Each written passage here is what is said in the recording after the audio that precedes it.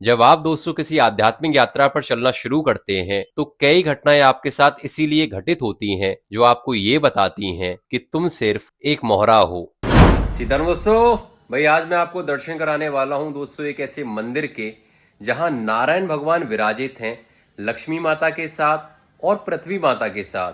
तो ये है दोस्तों गताश्रम नारायण मंदिर। यहाँ की कहानी बताऊंगा मैं आपको व्लॉग में आगे, साथ ही कराऊंगा यहाँ विराजित नारायण भगवान के दर्शन। तो ये दोस्तों मेरे मथुरा व्लॉग की सीरीज का पार्ट 6। विश्राम घाट पर यमुना मैया और यमराज जी के दर्शन करने के बाद मैं चल पड़ा दोस्तों विश्राम घाट पर ही गताश्रम नारायण भगवान के दर्शन करने के लिए। जब आप दोस्तों किसी आध्यात्मिक यात्रा पर चलना शुरू करते हैं तो कई घटनाएं आपके साथ इसीलिए घटित होती हैं जो आपको ये बताती हैं कि तुम सिर्फ एक मोहरा हो। ऐसा ही दोस्तों कुछ मेरे साथ हुआ, क्योंकि मंदिर जाने से पहले, वहां जाते समय और वहां पहुंचने के बाद लगातार मेरे मन में एक उधेड़बुन थी कि क्या ये सच में प्राचीन मंदिर है या किसी नए मंदिर को प्राचीन मंदिर का नाम दे दिया गया है। फाइनली दोस्तों मैं आ जाता हूँ मंदिर के अंदर। अब यहाँ के पंडित जी बताएंगे आपको यहाँ की कहानी। तब तक करें आप यहाँ के दर्शन और लगाएं यहाँ की परिक्रमा। यह मंदिर जो है बहुत प्राचीन मंदिर है जो गताश्रम नारायण के नाम से बोला जाता है।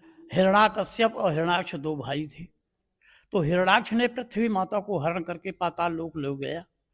सारे देवताओं ने में हाहाकार मच गया।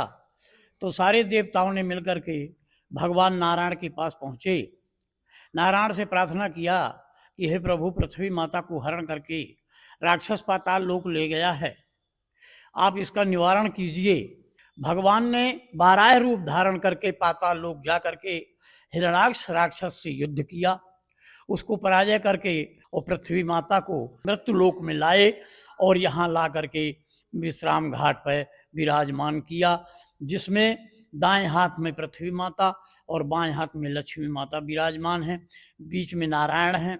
यह 12 पुराण में इनका लेख भी वर्णन किया गया है और पृथ्वी माता का दूसरा रूप उनकी पत्नी का दिया गया है जो पद्म पुराण में भी वर्णन किया गया है। तो ये कहानी दोस्तों सुनने के बाद मुझे ये फील हुआ कि मैं इस मंदिर तक नहीं आया, बल्कि इस मंदिर ने मुझे अपनी ओर खींचा है, जिससे मैं और आप हम दोनों यहाँ के दर्शन कर सकें। अब कर लें दोस्तों आप यहाँ के दर्शन और मिलेंगे आपसे अगले व्लॉग में किसी नए मंदिर और नई कहानी के साथ। तब तक के लिए नारायण भगवान को, लक्ष्मी माता को और भूदेवी माता को सीताराम कहना ना भूलें।